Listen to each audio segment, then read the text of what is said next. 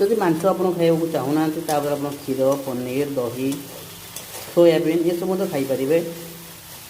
जैसे हेल्दी रखिए आ सप्ताह थोड़े निहाती पालंग शाग खातु आ चेष्टा करूँ कंचा अमृतभंडा खायापी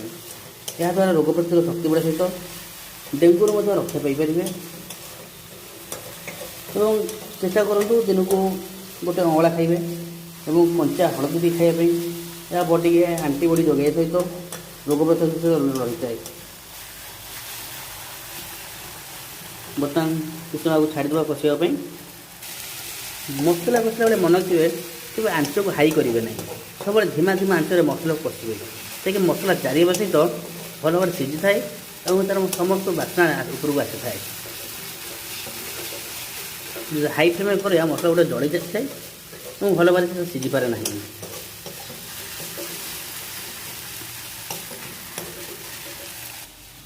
देखो बिलाती बना से जारी चुन चुन कर रखा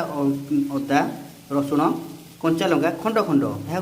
बाटवानी कि छेचवानी खंड खंड या नहीं आम कढ़ाई में पकईदे यह द्वारा कौन हो कि सांग मैंने रसुण भल स्मेल टे शागर आम आसी थाए पालंग शाग राई कर एमती देले भल भाव लगे टेस्टी लगे सुंदर कलर आ जाइए से आम खंड खंड अदा रसुण कंचा पकई देचे ता मत भल भाव बास्ना आसूँ मुझे गोटे मजा कथा जानते पालंग पर आउट सहज सामान ये मसला कषि पालंग राई कर पालंग काटिकी आप पालंग पनीर करना चाहते पालंग को टे हल्का बांफ देदेवे ताकू नहीं ग्राइंडिंग करदे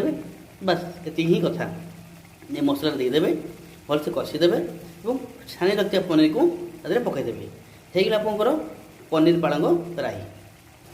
देखो सांग मैंने बर्तमान मसला तेल छाड़ा आरंभ कर देचे एवं आम काटी रखा आगुरी काटी रखा पालंग को पकईदेवा काटी रखा पालंग आम पकई देचे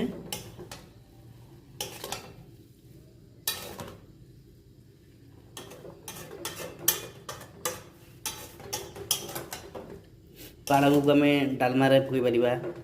डाली में पकई पार क्वांटिटी कम पकईवा कि पकई पार ता गोटे पुष्टिकर खाद्य पार रक्तजनित रोगी को आम जे सब प्रकार डाली मिसई से पालंग शाग पकई रक्तहीनता रोगी देले मुझे बहुत सहाय करता है।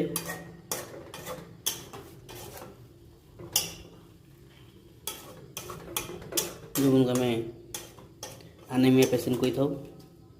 आनेमिया यह वरदान सदृश और दैनिक डाइट रे पालंग रहा निहाती दरकार।